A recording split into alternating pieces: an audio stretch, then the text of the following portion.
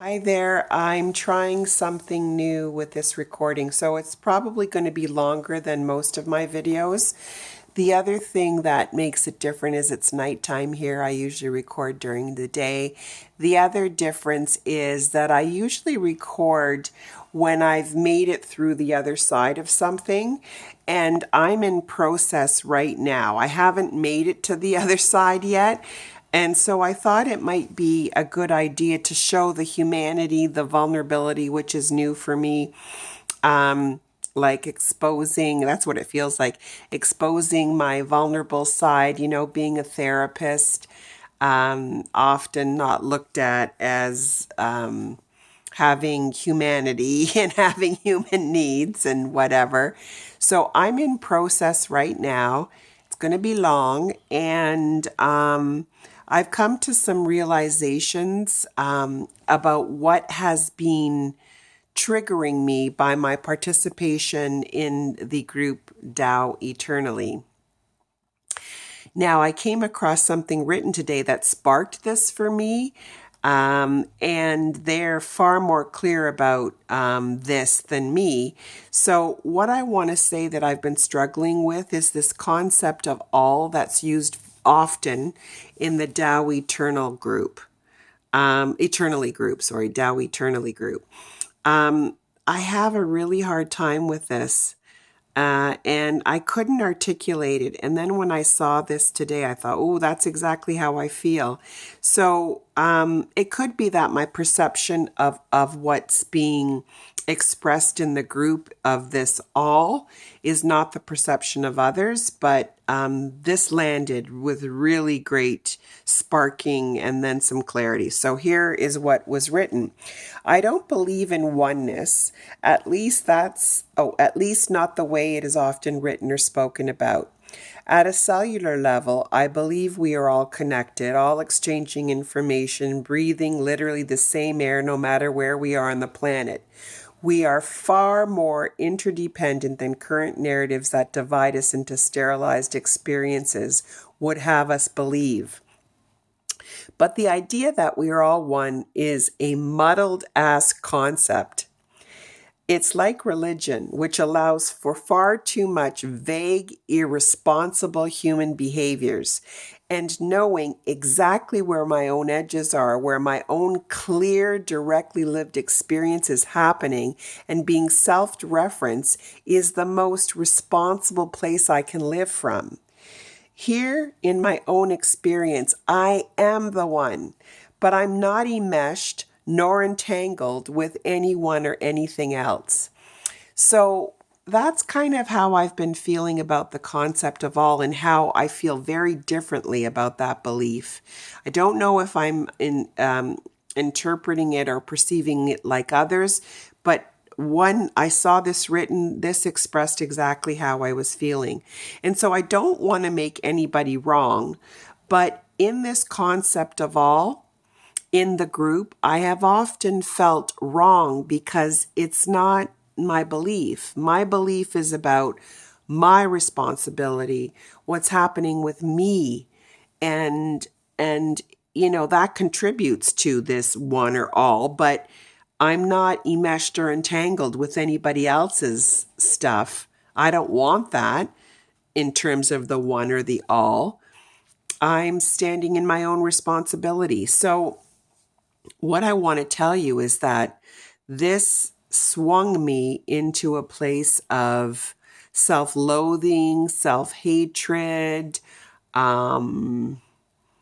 feeling like I was wrong.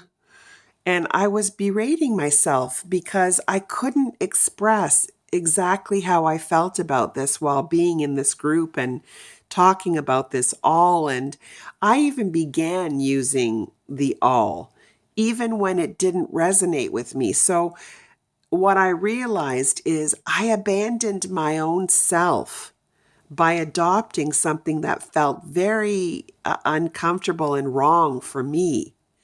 And that was where my sorrow and self-hatred and self-loathing landed. It's because I'm abandoning my own self for this group. And I wonder if that's how it feels sometimes for people when they use this oneness or all, if they feel like they abandoned their own selves, which feels really yucky, for the larger group. It just doesn't sit right with me. And for me, it is also an old pattern in my own family of origin. You can tell I was different. I am different. Most of us are all different, but in terms of my family, holy smokes.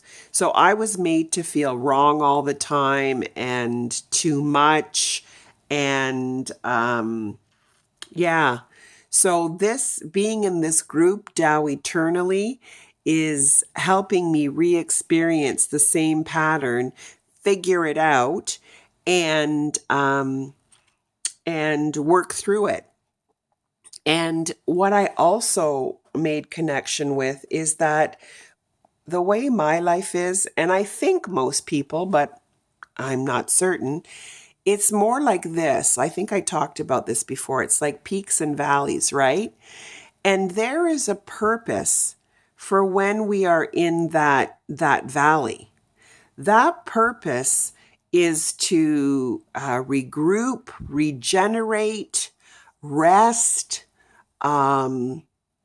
sit with the discomfort and let it release or pass through you. And people often look at this time as an unwanted time. So people distract, deny, kinds of things to get away from it. But it's purposeful in that it prepares you for the next energetic level of going up to the peak. We could not be peak all the time. Most people would burn out. We are finite humans, in a human body. Our spirit may be infinite, but the 3D thing on the earth is finite. So I offer that up. And this is really new, sharing my process and being in what I call vulnerability. And I'm hoping, well, at least I heard myself, which for me is really important, but maybe it will help someone else. It doesn't have to be like this all the time. It, for me, is like this, and each phase of this is purposeful. So I'm just going to sit with this shitty feeling for a while. And usually when I discover what it is, I get through it much quicker, just the awareness of it. And then sitting with the discomfort and not pushing it away or numbing myself or doing whatever also helps because I see it as purposeful. So anyway, that's pretty longer than I usually go. And thank you for hearing me, seeing me, and allowing for me to process with y'all. I just used the y'all. But we're not all one. There's just a bunch of you out there. Bye for now.